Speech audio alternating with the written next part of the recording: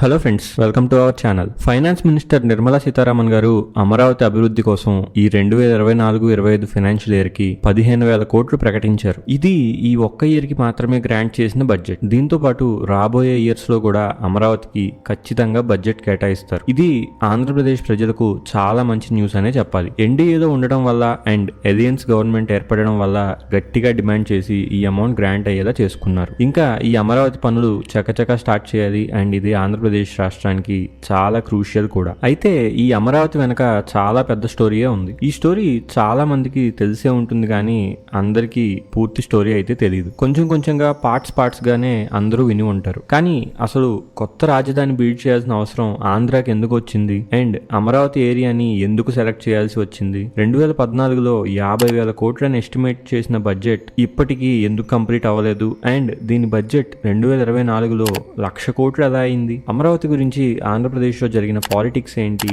రీసెంట్గా జరిగిన ఎలక్షన్స్లో ఎన్డీఏ గవర్నమెంట్ ఫామ్ అవ్వడానికి Amaravati one of the main reason ఎలా అయింది? అసలు ఇది కంప్లీట్ అయ్యే ఛాన్సెస్ ఎంతవరకు ఉన్నాయి అనే చాలా విషయాలు ఈ వీడియోలో మాట్లాడుకుందాం. వీడియో చాలా ఇంట్రెస్టింగ్ గా అండ్ ఇన్ఫర్మేటివ్ గా ఉండబోతుంది. సో చివరి దాకా చూడండి. Let's begin our video. అది 2014. చంద్రబాబు నాయుడు గారు ఇండియాలోనే biggest and most advanced smart city build చేయాలి అని డ్రీమ్ తో స్టార్ట్ చేసిన ప్రాజెక్టే అమరావతి. ఇది ఇప్పటిదాకా ఇండియాలో ఎవ్వరూ కట్టని విధంగా ఉండాలని ప్లాన్ చేసి సింగపూర్ అండ్ జపాన్ నుంచి ఇంజనీర్స్ హెల్ప్ తీసుకుని మరి ఈ సిటీ ప్లానింగ్ చేయించారు. ప్లాన్ అంతా రెడీ అయింది అండ్ దానికి 50,000 కోట్ల బడ్జెట్ అవుతుందని ఎస్టిమేషన్ కూడా ఇచ్చారు 2014లో. అయితే అసలు ఆంధ్రప్రదేశ్ కి ఒక కొత్త రాజధాని చేయాల్సిన అవసరం ఎందుకు వచ్చింది అనేది మాట్లాడుకుందాం. ఆంధ్రప్రదేశ్ లో ఎప్పటి నుంచో రన్ అవుతున్న movement separate Telangana movement. Final గా 2014లో తెలంగాణ అండ్ ఆంధ్రప్రదేశ్ నుంచి డివైడ్ అయిపోయి కొత్త స్టేట్ గా ఏర్పడింది. అయితే ఇది ఆంధ్రాలోని చాలా మందికి నచ్చలేదు. తెలంగాణ ఆంధ్రప్రదేశ్ లోంచి విడిపోవడం మన రాష్ట్రానికి చాలా నష్టం కలిగిస్తుంది అని అందరూ అనుకున్నారు. ఇక్కడ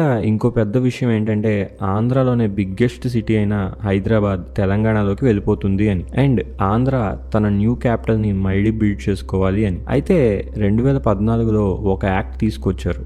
అందులో చెప్పింది ఏంటంటే హైదరాబాద్ ఆంధ్ర అండ్ తెలంగాణకి రాబోయే ఇంకో 10 సంవత్సరాల వరకు కామన్ క్యాపిటల్ గా ఉంటుంది అని. అంటే 10 ఇయర్స్ తర్వాత హైదరాబాద్ ఎక్స్క్లూజివ్ గా తెలంగాణకి రాజధాని అవుతుంది. ఈలోగా ఆంధ్రాకి రాజధాని బిల్డ్ చేసుకోవాలి అని ఈ యాక్ట్ లో క్లియర్ గా చెప్పారు. చాలా మంది ఈ కామన్ రాజధానికి కూడా అపోజ్ చేశారు. అయితే ఆల్రెడీ హైదరాబాద్ ని డెవలప్ చేసిన ఎక్స్పీరియన్స్ ఉన్న సిబిఎన్ గారు మాత్రం ఏం పర్వాలేదు, మనం ఇంకో సిటీ బిల్డ్ చేద్దాం హైదరాబాద్ లాగే అని డెసిషన్ తీసుకున్నారు. అండ్ కృష్ణా జిల్లాలో ఉన్న అమరావతి ఏరియాలోని 217 కిలోమీటర్ల ఏరియాని ఐడెంటిఫై చేశారు అండ్ ఇక్కడే కొత్త రాజధాని బిల్డ్ చేయాలని డిసైడ్ కూడా అయ్యారు. ఈ ఏరియాని సెలెక్ట్ చేయడానికి ఉన్న మెయిన్ రీజన్ ఇది న్యూలీ ఫార్మ్డ్ ఆంధ్ర స్టేట్ కి ఎగ్జాక్ట్ గా మిడిల్ లో ఉండడం అండ్ స్టేట్ లో అన్ని ఏరియాస్ కి యాక్సెసిబిలిటీ ఉన్న ఏరియా ఇది. అంతేకాకుండా ఇది రివర్ కి చాలా దగ్గరలో ఉండడం వల్ల రిసోర్సెస్ కి కూడా చాలా మంచి ఏరియాగా గుర్తించారు. ఇప్పటిదాకా మనం చూసుకుంటే బాగా డెవలప్ అయిన అన్ని సిటీస్ రివర్స్ కి చాలా దగ్గరలో డెవలప్ అయినవే. అందరికీ తెలిసినట్టుగా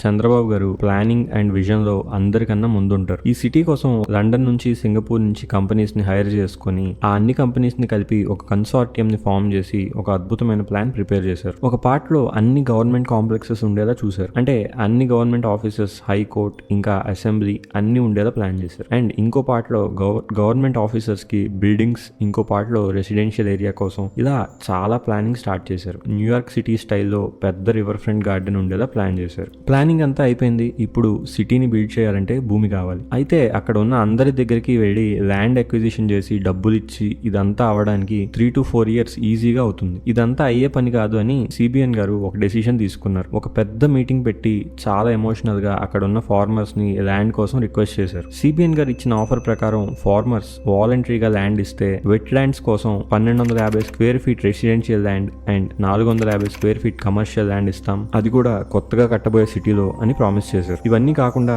ఇది కంప్లీట్ అవడానికి పట్టే 10 years టైంలో 50,000 రూపాయలు పర్ యానం కూడా ఇస్తామని ప్రపోజ్ చేశారు. ఇది అయ్యాక ఫార్మర్స్ ఇదంతా విని అమరావతి డెవలప్మెంట్ కోసం అండ్ దాంతోపాటు బెనిఫిట్స్ చూసి ఎప్పుడు కనీ విని ఎరుగని రీతిలో 29 గ్రామాల రైతులు 33,000 ఎకరాలు గవర్నమెంట్ కి రాసిచ్చేశారు. అది కూడా వాలంటరీగా. ఇది అప్పట్లో ఒక పెద్ద సెన్సేషన్ అయింది అండ్ ఇదంతా జస్ట్ 100 రోజుల్లో జరిగిపోయింది. అయితే ల్యాండ్ వచ్చేసింది, ఇప్పుడు ఫండ్స్ ఎక్కడి నుంచి తేవాలి అనే క్వశ్చన్ రైజ్ అయింది. మన ఏపీ గవర్నమెంట్ కి 2014లో స్టేట్ డివైడ్ అవడం వల్ల ఫండ్స్ కి కొరత ఏర్పడింది. అయితే చంద్రబాబు గారు సెంట్రల్ గవర్నమెంట్ హెల్ప్ అడిగారు. అండ్ సెంట్రల్ గవర్నమెంట్ ఫైనాన్షియల్ గా సపోర్ట్ ఇస్తామని ప్రామిస్ కూడా చేశారు. ఎందుకంటే ఆ టైంలో టీడీపీ అండ్ ఎన్డీఏ అలయన్స్ లో కూడా ఉంది. సో చంద్రబాబు నాయుడు గారు ఖచ్చితంగా ఫండింగ్ వస్తుంది అని నమ్మారు అండ్ మోడీ గారి చేత స్మార్ట్ సిటీ ఫౌండేషన్ కూడా పూజ చేయించారు. అయితే పనులన్నీ స్టార్ట్ అయిన తర్వాత చంద్రబాబు నాయుడు గారు ఒక ప్రెస్ మీట్ లో సెంట్రల్ గవర్నమెంట్ ఏపీని మోసం చేసింది అని చెప్పారు. ఒక రకంగా ఇది నిజమే. గుజరాత్ లోని డొలేరా అని ఒక సిటీ కూడా ఇలాగే స్క్రాచ్ నుంచి బిల్డ్ చేస్తున్న స్మార్ట్ సిటీ. అయితే ఆ సిటీకి అప్పట్లో సెంట్రల్ గవర్నమెంట్ దగ్గర 98,000 కోట్లు రిలీజ్ చేసింది అండ్ అమరావతికి ఓన్లీ 1,500 కోట్లు మాత్రమే రిలీజ్ చేసింది. ఈ కారణం వల్ల టీడీపీ ఎన్డీఏ నుంచి బయటకు వచ్చేసింది అండ్ ఆ టైంలో బీజేపీ అబ్సల్యూట్ పవర్ తో ఉండడం వల్ల బీజేపీ టీడీపీని పెద్దగా పట్టించుకోలేదు. అయితే గవర్నమెంట్ కి డబ్బులు కావాలంటే 100 వేస్ ఉంటాయి. ఎప్పుడైనా ఏ గవర్నమెంట్ అయినా ఎలాంటి పని చేయాలన్నా ఒక నోడల్ ఏజెన్సీని ఫామ్ చేస్తారు. అంటే డబ్బులన్నీ కలెక్ట్ చేసి అందులోంచి స్పెండ్ చేస్తారు. అయోధ్య కూడా ఇలాగే ఒక నోడల్ ఏజెన్సీతో కంప్లీట్ చేశారు. అలాగే మన సిబిఎన్ గారు కూడా ఒక నోడల్ ఏజెన్సీ ఫామ్ చేశారు, Andhra Pradesh capital region development authority. దీన్నే మనం ఏపీసీఆర్డీఏ అంటాం. దీని పని ఏంటంటే 10 సంవత్సరాల్లో కావాల్సిన ఫండ్స్ అన్ని కలెక్ట్ చేసి క్యాపిటల్ ని కంప్లీట్ చేయడం. ఈ ఏపీసీఆర్డీఏ ఫండ్స్ రైజ్ చేయడానికి వెంటనే 10 years బాండ్స్ ఇష్యూ చేసింది అండ్ 3,840 కోట్లు రైజ్ చేసింది. ఈ బాండ్స్ జస్ట్ అరగంటలో మొత్తం సబ్స్క్రైబ్ అయిపోయాయి. అంత ఎక్సైట్మెంట్ ఉండేది ఇన్వెస్టర్స్ అమరావతి మీద. తర్వాత వరల్డ్ బ్యాంక్ దగ్గరికి వెళ్లారు. వాళ్ళు $300 million లోన్ ఇచ్చారు, అంటే 2,500 కోట్లు అనమాట. Next Asian infra investment bank దగ్గరికి వెళ్లారు. వాళ్ళు 200 million లోన్స్ ఇచ్చారు. అండ్ సింగపూర్ బేస్డ్ కంపెనీస్ అయితే ఈ సిటీ కన్స్ట్రక్షన్ లో హెల్ప్ చేయడానికి క్యూ కట్. వీళ్ళతో పాటు central government, state government including RBI లాంటి సంస్థలు కూడా మొత్తం కలిపి 132 సంస్థలు ఈ ఏరియాలో ల్యాండ్స్ కూడా కొన్నాయి వాళ్ళ ఆఫీసెస్ సెటప్ చేయడానికి. ఇన్వెస్టర్స్ అయితే సిబిఎన్ గారికి ఉన్న రెప్యుటేషన్ తో కొన్ని 100 కోట్లు ఇన్వెస్ట్ చేయడానికి రెడీగా ఉన్నారు. ఇంకా ఈ పాయింట్ లో ల్యాండ్ ఉంది, డబ్బులు ఉన్నాయి, మంచి విజన్ ఉంది. ఇంక ఇదంతా అవగానే మోదీ గారిని ఇన్వైట్ చేసి శిలాఫలకం కూడా లాంచ్ చేయించారు. టెంపరరీ విధానసభ, టెంపరరీ హైకోర్టు కట్టేశారు. చాలా బిల్డింగ్స్ కన్స్ట్రక్షన్ స్టార్ట్ చేసేసారు. అందరూ గవర్నమెంట్ ఎంప్లాయీస్ కి రెసిడెన్స్ కోసం పెద్ద పెద్ద బిల్డింగ్ కన్స్ట్రక్షన్స్ కూడా స్టార్ట్ చేశారు. రోడ్స్ వేశారు.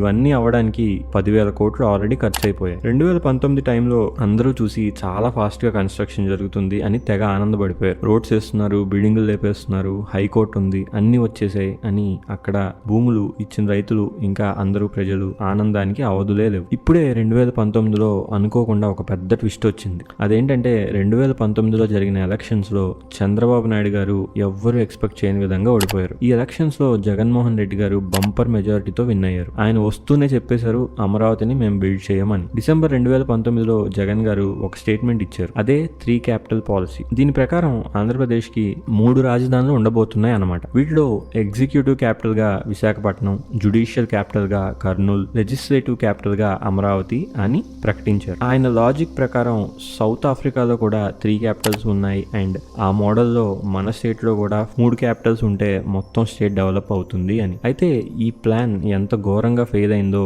మనందరికీ తెలిసిందే. ఈ డెసిషన్ వల్ల మన రాష్ట్రానికి జరిగిన లాస్ అంతా ఇంత కాదు. ఈ డెసిషన్ తర్వాత అమరావతి గోస్ట్ టౌన్ లా మారిపోయింది. లేబర్ అంతా మాయమైపోయారు. ఆ ఏరియా మొత్తం నిర్మానుష్యంగా తయారైపోయింది. ఆల్రెడీ కన్స్ట్రక్షన్ లో ఉన్న బిల్డింగ్స్ అన్ని ఆపేశారు. బ్యూటిఫుల్ గా గార్డెన్స్ బిల్డ్ చేయాలి అనుకున్న ప్లేసెస్ లో పిచ్చి మొక్కలు పెరిగి దయ్యాల ఊర్లా తయారైంది. ఈ బిల్డింగ్స్ కన్స్ట్రక్షన్ కి తెచ్చిన మెటీరియల్ అంతా వేస్ట్ అయిపోయింది. ఇన్వెస్టర్స్ కూడా వాళ్ళ డబ్బులు ఆపేసి వెనక్కి వెళ్ళిపోయారు. ఇన్వెస్టర్స్ పెట్టిన డబ్బులు అన్ని పోయాయి. అందరికన్నా ఎక్కువ నష్టపోయింది మాత్రం ఓల్డ్ గవర్నమెంట్ ని నమ్ముకొని భూములు ఇచ్చిన రైతులు. వీళ్ళకి ఇవ్వాల్సిన కౌలు డబ్బులు 50,000 కూడా వాళ్ళకి ఇవ్వలేదు. ఇంకా వాళ్ళు చేసేది లేక ధర్నాలు, నిరాహార దీక్షలు స్టార్ట్ చేశారు. ఈ అమరావతి కోసం పోరాడిన వాళ్ళలో ఈ రైతులు హీరోస్ అని చెప్పాలి. ఆడ, మగ, చిన్న, పెద్ద అని తేడా లేకుండా 1631 రోజులు దీక్షలు చేశారు ఈ ఫార్మర్. అయితే ఏపీ హైకోర్టు మాత్రం గవర్నమెంట్ ఇలా మాట మార్చడం కరెక్ట్ కాదు, వాళ్ళకి ఇవ్వాల్సిన డబ్బులు వాళ్ళకి ఇవ్వాల్సిందే అని తీర్పు ఇచ్చింది. అయితే జగన్ గారు ఈ డెసిషన్ కి ఒప్పుకోలేదు. ఈ డెసిషన్ కరెక్ట్ కాదు అంటూ సుప్రీం కోర్టుకి కూడా వెళ్లారు. ఇక్కడ రైతులకి డబ్బులు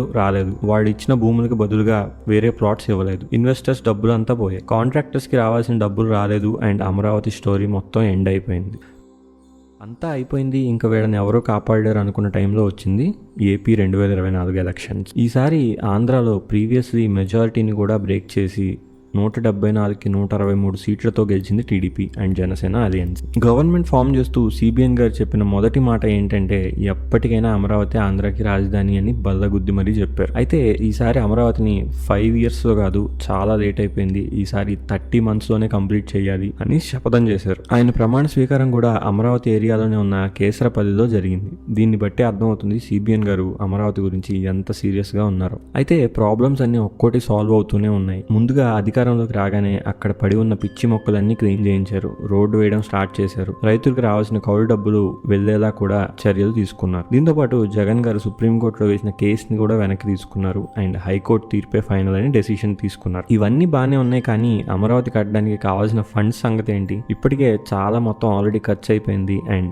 చాలా వరకు వేస్ట్ కూడా అయిపోయింది. అండ్ లాస్ట్ 5 yearsలో సిమెంట్ కానీ స్టీల్ కానీ ఇంకా చాలా రా మెటీరియల్ ప్రైసెస్ కూడా చాలా పెరిగిపోయాయి. అయితే 2014లో 50,000 కోట్లని ఎస్టిమేట్ చేసిన అమరావతి కాస్ట్ ఇప్పుడు బిల్డ్ చేయడానికి 1,00,000 కోట్లు అవబోతుంది. 2014లో వరల్డ్ బ్యాంక్ నుంచి తీసుకున్న లోన్ కూడా కట్టాల్సిన టైం వచ్చేసింది. అండ్ మన ఆంధ్రప్రదేశ్ పరిస్థితి చూస్తే రెవెన్యూ జనరేషన్ చాలా తక్కువ ఉంది మన ప్రీవియస్ గవర్నమెంట్ చేసిన ప్రోగ్రామ్స్ వల్ల. ఈ ప్రోగ్రామ్స్ లో లాస్ట్ 5 yearsలో అక్షరాల 4,56,000 కోట్లు ఖర్చు పెట్టేశారు. అయితే ఇక్కడ ఇంకో ఇంట్రెస్టింగ్ విషయం ఏంటంటే సిబిఎన్ గారు కూడా మళ్ళీ అధికారంలోకి వచ్చాక ఇలాగే ఇంకో 6 గ్యారంటీస్ ఇచ్చారు అండ్ వాటికి కూడా బెనిఫిట్స్ జనాలకి పంచుతూనే ఉండాలి. అయితే ఇవన్నీ ఎలా చేస్తారు వితౌట్ ఫండ్స్ అనే డౌట్ అందరికీ ఉండుండొచ్చు. అందుకే మన ఏపీ గవర్నమెంట్ మళ్ళీ వరల్డ్ బ్యాంక్ ని అండ్ ఏషియన్ ఇన్ఫ్రాస్ట్రక్చర్ బ్యాంక్ ని ఇంకా ఇన్వెస్టర్స్ ని మళ్ళీ అమరావతికి హెల్ప్ చేయడానికి అప్రోచ్ అవుతున్నారు. అండ్ సెంటర్ లో కూడా ఎన్డీఏ గవర్నమెంట్ ఫామ్ అవడం వల్ల ఇప్పుడు బీజేపీకి, మోడీ గారికి 16 మంది ఎమ్మెల్యేలు ఉన్న టీడీపీ పార్టీ చాలా ఇంపార్టెంట్. Without TDP support